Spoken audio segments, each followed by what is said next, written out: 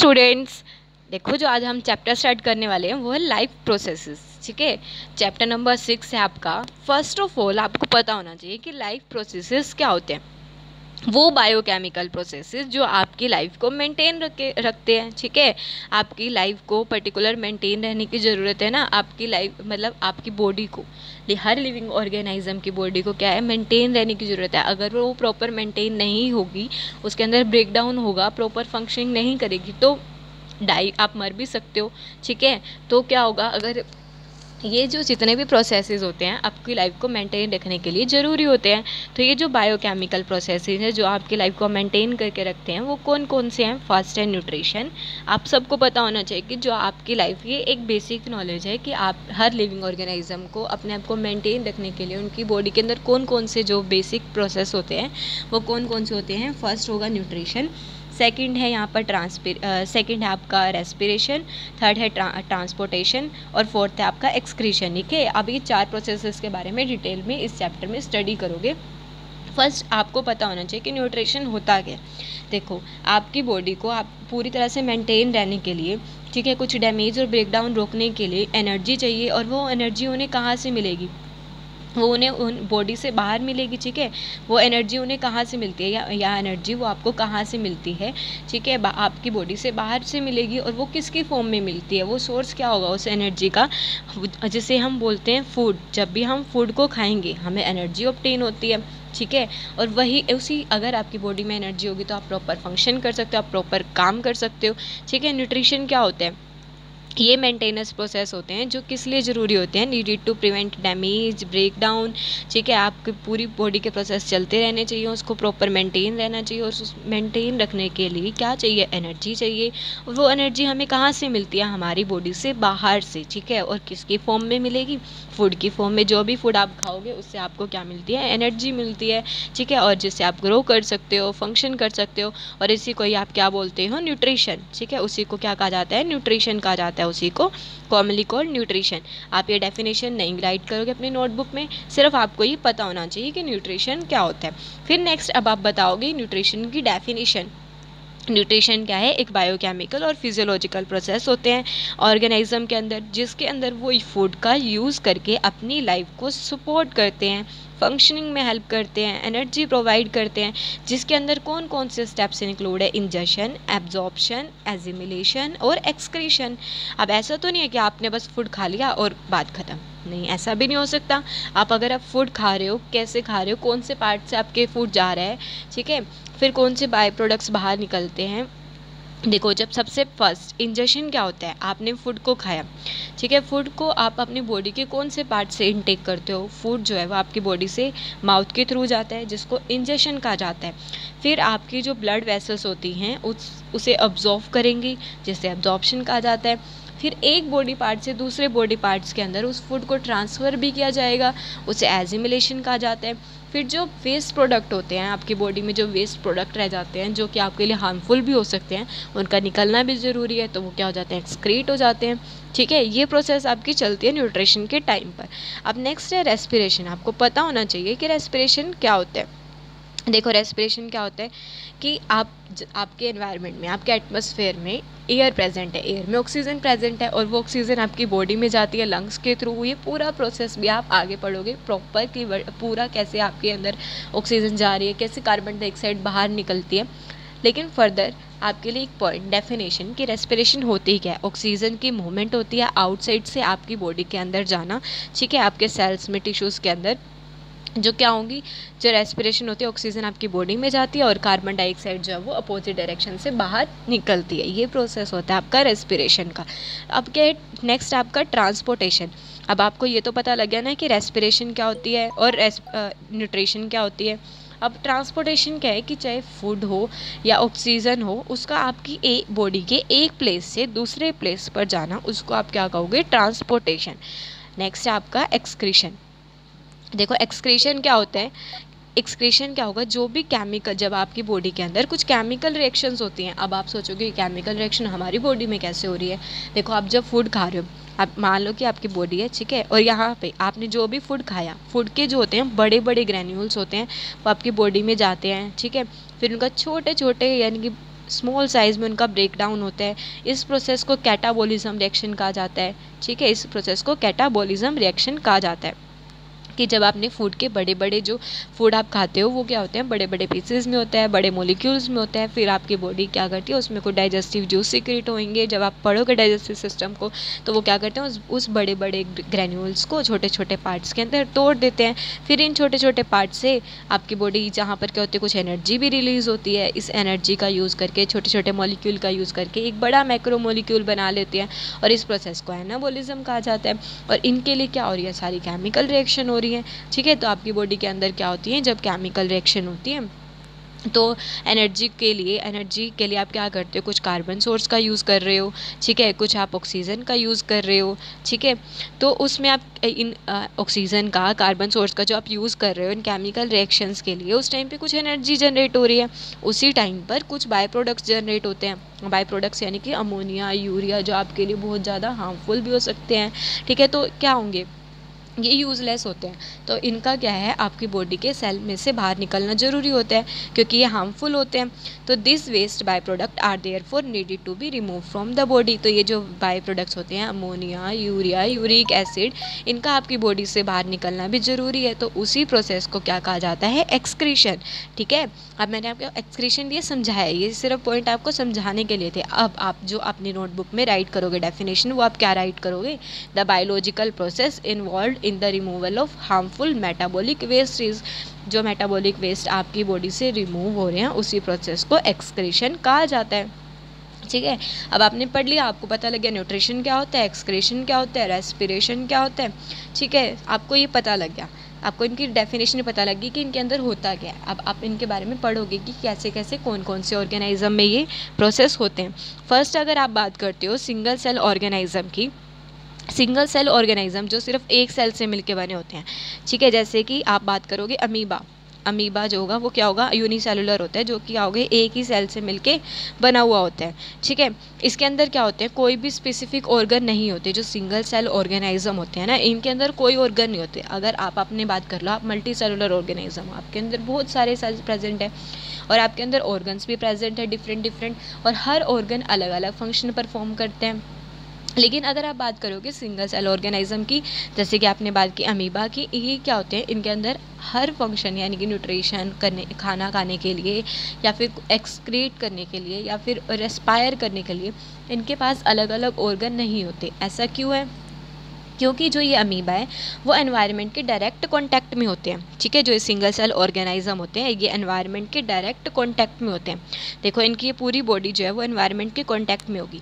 तो ये चाहे अपना ये फूड कैसे ऑब्टेन कर रहे हैं, चाहे ये न्यूट्रिशन की बात करो, चाहे रेस्पिरेशन की, तो ये कैसे करते हैं, ये डिफ्यूज़न के प्रोसेस से करते हैं। ठीक है, अब देखो अगर ऑक्सीजन का अमाउंट बाहर ज़्यादा होगा, इनकी बॉडी में कम होगा। ठीक है, सबसे पहले आपको पता होना चाहिए कि डिफ्यूज़न होता क्या है, डिफ्यूज़न होता क्या है। ठीक है, आपको ये सबसे पहले पता होना चाहिए। डिफ्यूज़न क्या होता है कि movement of molecule from the higher concentration to the lower concentration.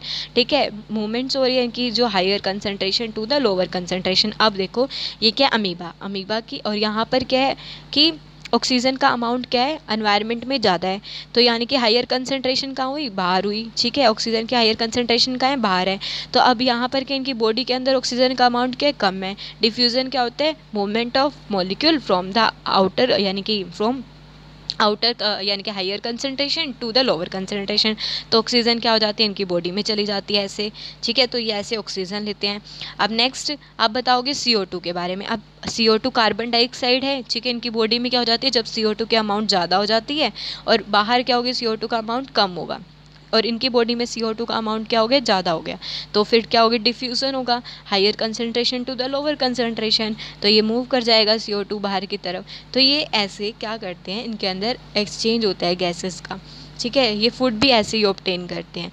Excretion भी इनके अंदर इसी प्रोसेस से होता है, डिफ्यूज़न के प्रोसेस से। ठीक है, तो आपको समझ आ गई कि इनके अंदर होता क्या है, कैसे ये अपना फूड ऑब्टेन करते हैं और कैसे ये इनके अंदर गैसेस एक्सचेंज होता है, क्योंकि ये एनवायरनमेंट के डायरेक्ट कांटेक्ट में होता है। डिफ्यूज़न के प्रोसेस, जो डिफ्यूज़न का प्रोसेस है वो इनकी नीड को पूरा कर सकता है। ठीक है, तो पता लगा in the case of single cell organism no organ no specific organ for taking in food, कोई भी फूड को लेने के लिए कोई स्पेसिफिक ऑर्गन नहीं होते, ना ही एक्सचेंज ऑफ गैसेस के लिए, ना ही वेस्टेज को रिमूव करने के लिए। ठीक है, अब नेक्स्ट देखो, अब क्या है, क्यों होता है ऐसा, इनको कोई भी ऑर्गन की जरूरत क्यों नहीं है, क्योंकि इनका जो एंटायर सरफेस होता है ऑर्गेनिज्म का वो एनवायरनमेंट के डायरेक्ट कांटेक्ट में होता है। That's why single cell organism do not require organ, तो इसी वजह से जो सिंगल सेल ऑर्गेनिज्म होते हैं उनको ऑर्गन की जरूरत नहीं होती।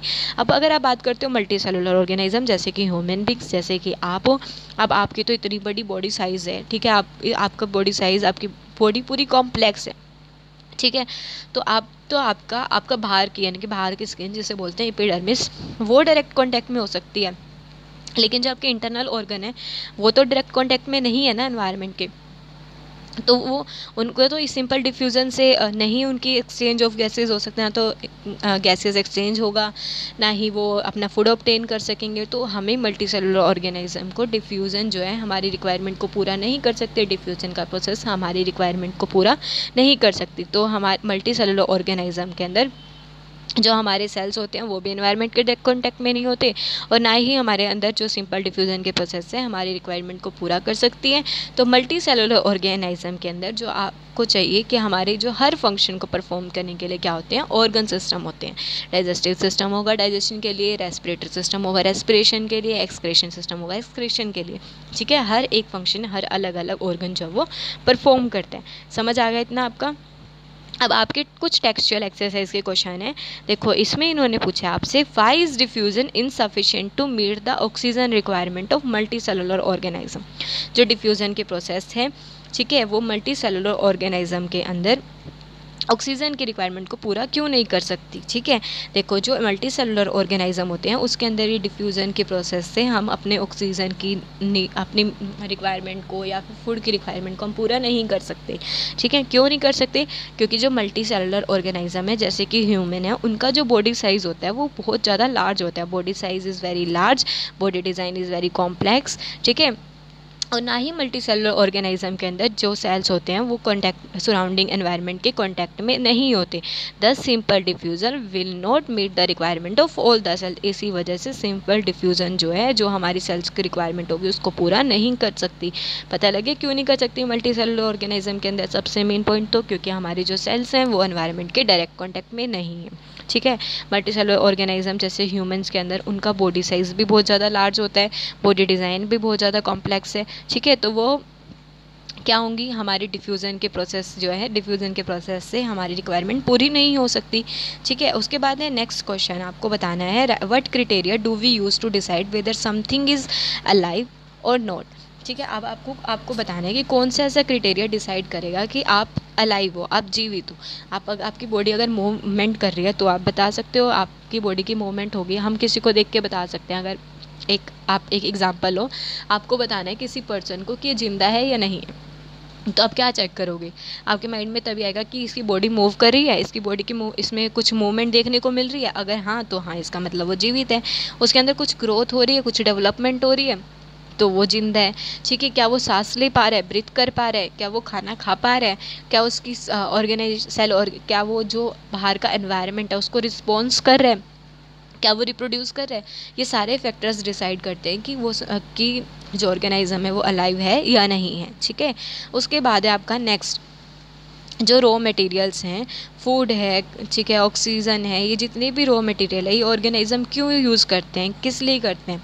ये जो आउटसाइड रॉ मटेरियल होते हैं जो लिविंग ऑर्गेनिज्म कुछ पर्पज़ के लिए यूज़ करते हैं। फॉलोइंग पर्पज़ के लिए कौन कौन से, कि उनके लाइफ प्रोसेस जो है वो मेंटेन रहे। रेस्पिरेशन के लिए करते हैं कि वो रेस्पायर कर सकें। ठीक है, synthesize of protein and enzyme के लिए करते हैं, और क्या करते हैं, जो भी आपके सेल्स जो हैं डैमेज हो गए हैं उनको रिपेयर के लिए करते हैं, उनके फॉर्मेशन के लिए करते हैं। ठीक है, तो जितने भी आउटसाइड रॉ मटेरियल होते हैं ये ऑर्गेनिज्म इनका यूज़ किस लिए करते हैं, अपने लाइफ प्रोसेस को मेंटेन रखने के लिए करते हैं, रेस्पायर करने के लिए करते हैं। ठीक है, सांस लेने के लिए, ब्रीथ करने के लिए, और जो प्रोटीन और एंजाइम्स हैं उनको संश्लेषण करने के लिए, उनको सिंथेसाइज करने के लिए, और जो सेल्स ब्रेक हो गए हैं उनको, जो ब्रेक हो गए हैं, ख़राब हो गए हैं, उनको रिपेयर करने के लिए। ठीक है, नेक्स्ट है कि कौन कौन से जो लाइफ प्रोसेसेस हैं वो ज़रूरी होते हैं। तो आपकी लाइफ को मेंटेन रखने के लिए कौन कौन से प्रोसेसेस जो हैं वो ज़रूरी होते हैं। फर्स्ट न्यूट्रिशन, जिसमें फूड से आपको एनर्जी मिलती है। रेस्पायर, ऑक्सीजन चाहिए आपको सांस लेने के लिए।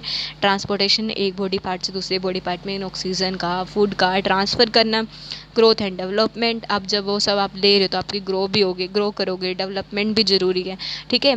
एक्सक्रीशन, जो भी बाई प्रोडक्ट्स इनसे प्रोड्यूस हो रहे हैं उनका बाहर निकलना भी ज़रूरी है। तो ये सारे के सारे जो हैं प्रोसेसेस ज़रूरी होते हैं लाइफ को मेंटेन रखने के लिए। नेक्स्ट है अब आपका न्यूट्रिशन। हम पूरे डिटेल में पढ़ेंगे अब न्यूट्रिशन के बारे में, कि न्यूट्रिशन के कितने टाइप होते हैं, न्यूट्रिशन क्यों ज़रूरी है। देखो, कि आप राइट नहीं करोगे, सिर्फ आपको समझाने के लिए ये न्यूट्रिशन का पॉइंट। देखो, जब भी आप क्या करते हो, राइड करते हो या आप चलते हो, तो आपको क्या चाहिए, एनर्जी चाहिए ना। चलने के लिए, खाने के लिए, हर चीज़ के लिए आपको क्या चाहिए, एनर्जी चाहिए, ठीक है। चाहे आप कुछ भी नहीं भी कर रहे होगे ना, तब भी आपको एनर्जी चाहिए अपने बॉडी के उस स्टेट को मेंटेन रखने के लिए। देखो, when we walk or ride a bicycle we are using up energy, ठीक है। जब भी आप क्या कर रहे हो, वॉक कर रहे हो, राइड कर रहे हो, तो आपको क्या चाहिए, तब भी एनर्जी चाहिए। Even when we are not doing any apparent activity, चाहे आप तब भी कुछ भी नहीं करो, तब भी आपको एनर्जी चाहिए, ठीक है। एनर्जी किस लिए चाहिए, energy is needed to maintain a state of order in our body, ठीक है। वी ऑल्सो नीड मटेरियल, हमें क्या चाहिए, हमें सिर्फ और सिर्फ फूड ही नहीं चाहिए, हमें और भी चीज़ें चाहिए। हमें एनर्जी के लिए, एनर्जी तो हमें कहाँ से मिलेगी, हम फूड खाएंगे हमें एनर्जी मिलेगी।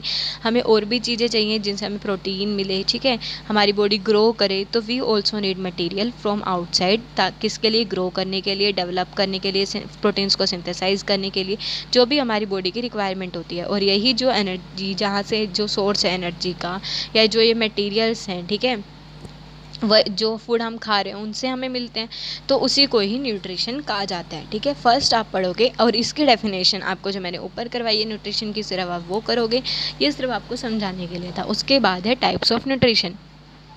फर्स्ट है ऑटोट्रॉपिक न्यूट्रिशन, सेकंड है हिटोट्रॉपिक न्यूट्रिशन। अब ऑटोट्रॉपिक न्यूट्रिशन मैंने आपको बताया था, जो अपना खाना खुद प्रिपेयर करते हैं, ठीक है, जो किसी और पे डिपेंड नहीं रहते अपने फूड के लिए, जो अपना खाना खुद प्रिपेयर करते हैं। जैसे कि प्लांट्स, वो अपना खाना खुद प्रिपेयर करते हैं, किन से करते हैं, इनऑर्गेनिक सब्सटेंसेस से प्रिपेयर करते हैं, और कौन सा, ऑर्गेनिक फूड प्रिपेयर कर लेते हैं। अब आप कहोगे कि मैम इनऑर्गेनिक सब्सटेंसेस क्या होते हैं। देखो, इनऑर्गेनिक सब्सटेंस जैसे कि वो कार्बन डाइऑक्साइड का यूज़ करके, वाटर का यूज़ करके, और क्या कर रहे हैं, अपना फूड प्रिपेयर कर रहे हैं, ठीक है। वही इनऑर्गेनिक सब्सटेंसेस जिनकी हेल्प से वो अपना ऑर्गेनिक फूड प्रिपेयर कर रहे हैं, उसी को ऑटोट्रॉपिक न्यूट्रिशन कहा जाता है। वो कौन से प्रोसेस से कर रहे हैं, फोटोसिंथेसिस की हेल्प से कर रहे हैं, ठीक है। नेक्स्ट देखो, it is the process in by which autotrophs take in substances. इसमें क्या करते हैं, जो ऑटोट्रॉप्स होते हैं, जो अपना खाना खुद प्रिपेयर करते हैं, जैसे कि प्लांट है, वो क्या करेंगे, आउटसाइड से यानी कि एनवायरनमेंट से क्या लेंगे, सब्सटेंस को लेंगे, और उनको स्टोर्ड फॉर्म ऑफ एनर्जी में, जैसे क्या करते हैं, वो कार्बन डाइऑक्साइड लेंगे और वाटर। देखो एक सेकेंड, आपको एक डायग्राम से समझाती है। देखो, अब ये क्या करते हैं ऑटोट्रॉप्स, यहाँ से लाइट आ रही है, ठीक है, यहाँ से इन्हें रूट से वाटर मिल रहा है, और यहाँ से कार्बन डाइऑक्साइड, ठीक है। इन तीनों से, कार्बन डाइऑक्साइड प्लस में वाटर, इन सब से ये क्या कर रहे हैं, ये इनके बाहर से ये ले रहे हैं कार्बन डाइऑक्साइड को, वाटर को, और ये क्या प्रोड्यूस करते हैं, कार्बोहाइड्रेट, ठीक है। और कार्बोहाइड्रेट को ये क्या करते हैं, जब एक स्टोर्ड फॉर्म ऑफ एनर्जी की तरह इसको सेव करके रख देते हैं, रिजर्व करके रख सकते हैं, कि जब भी एनर्जी की ज़रूरत हो ये यूज़ कर लें, ठीक है। कार्बोहाइड्रेट में जो स्टार्च होते हैं, स्टार्च को ये क्या करते हैं, कि स्टोर करके रख लेते हैं, कि जब जब प्लांट को एनर्जी की ज़रूरत होगी वो इसको यूज़ कर लेते हैं। देखो यहाँ पर कि इसके अंदर क्या होता है, कि it is the process by which autotrophs take in substance from the outside. जो ऑटोट्रॉप्स होंगे, जैसे कि प्लांट होंगे, वो क्या करेंगे, सब्सटेंस जो है वो कहाँ से लेंगे, बाहर से लेंगे, और उनको स्टोर्ड फॉर्म ऑफ एनर्जी में कन्वर्ट कर देते हैं, जैसे कि कार्बोहाइड्रेट के अंदर वो कन्वर्ट कर देते हैं। और जो ये मटेरियल बाहर से ले रहे हैं वो कौन कौन से हैं, कार्बन डाइऑक्साइड हैं, वाटर हैं, जिसको वो कन्वर्ट कर देते हैं किसके अंदर, कार्बोहाइड्रेट के अंदर, ठीक है। किसकी प्रेजेंस में, सनलाइट और क्लोरोफिल के प्रेजेंट में। क्लोरोफिल क्या होते हैं, एक पिगमेंट होता है ग्रीन कलर का, जो क्लोरोप्लास्ट में प्रेजेंट होता है। अब देखो, जो कार्बोहाइड्रेट है, carbohydrates are utilised for providing energy to the plant. Carbohydrate का यूज़ किस लिए किया जाता है? ये प्लांट को एनर्जी प्रोवाइड करते हैं, ठीक है। और जो कार्बोहाइड्रेट होते हैं उसको इमीडिएटली अगर आप उनको जितना चाहिए वो यूज़ कर लिया, उसके बाद ये क्या कर देते हैं, इसको स्टार्च की फॉर्म में स्टोर करके रख देते हैं कार्बोहाइड्रेट को, ठीक है, जिसे इंटरनल एनर्जी रिजर्व कहा जाता है। जब भी रिक्वायरमेंट होगी प्लांट को एनर्जी की तो ये ले लेते हैं, ठीक है। तो वन मार्क पे क्वेश्चन भी आता है आपका कि किस फॉर्म में प्लांट जो है एनर्जी को स्टोर करके रखते हैं, तो वो होता है स्टार्च। स्टार्च के फॉर्म में एनर्जी को स्टोर करके रखने का काम करते हैं प्लांट्स। उसके बाद एनिमल्स, एनिमल क्या करते हैं, एनर्जी को स्टोर करते हैं in the form of glycogen. जैसे ह्यूमन बींग्स भी वो अपनी एनर्जी को स्टोर करके रखते हैं ग्लाइकोजन की फॉर्म में। अब यहाँ पर देखो, जैसे कि ये कार्बन डाइऑक्साइड ये एयर से ले रहे हैं और वाटर, ठीक है, और किसके अंदर ले रहे हैं, ऊपर से क्या होगी, जब सन एनर्जी पड़ती है, ये कार्बन डाइऑक्साइड और वाटर की हेल्प से अपना खाना प्रिपेयर करते हैं ना, जब इनके ऊपर सन एनर्जी पड़ेगी तो ये हाइड्रोजन यानी कि वाटर के मॉलिक्यूल जो हैं वो ब्रेक हो जाते हैं, किसके अंदर, H2 के अंदर प्लस में O2 के अंदर, ठीक है। फिर यही जो CO2 है और CO2 और यानी कि ये H2 दोनों के दोनों क्या हो जाएंगे, कंबाइन होकर क्या बना देते हैं, कार्बोहाइड्रेट, और ऑक्सीजन यहाँ पर बाय प्रोडक्ट की तरह बाहर निकल जाता है, जो कि हमें मिलती है ऑक्सीजन, ठीक है। देखो कैसे, जो ये वाटर है जो ये रूट से ऑब्टेन कर रहे हैं, जब इनके ऊपर सनलाइट पड़ी तो ये किस में टूट गए, हाइड्रोजन प्लस में ऑक्सीजन में। ऑक्सीजन जो है वो बाय प्रोडक्ट की तरह बाहर निकल गया, जो हमें मिलती है जो ऑक्सीजन, और ये हाइड्रोजन प्लस में जो ये वाला कार्बन डाइऑक्साइड है, दोनों ने रिएक्ट करके क्या फॉर्म कर दिया, शुगर, ठीक है, कार्बोहाइड्रेट को फॉर्म कर दिया। तो इसके अंदर कौन कौन से स्टेप्स हुए, सबसे पहले ये क्या करते हैं, लाइट एनर्जी, सन की एनर्जी को ये अब्जॉर्व करते हैं, ठीक है, किसकी हेल्प से, क्लोरोफिल की हेल्प से। फिर ये लाइट एनर्जी जो है कन्वर्ट होती है केमिकल एनर्जी के अंदर, और यहाँ पर क्या होते हैं, वाटर के मॉलिक्यूल जो होते हैं वो स्प्लिट होते हैं हाइड्रोजन और ऑक्सीजन के अंदर, जो मैंने अभी आपको बताया। फिर यहाँ पर क्या हो रहा है, रिडक्शन हो रहा है, कार्बन डाइऑक्साइड से यहाँ पर क्या हो रहा है, शुगर बन रहा है, यहाँ पर एक हाइड्रोजन ऐड हो रहा है।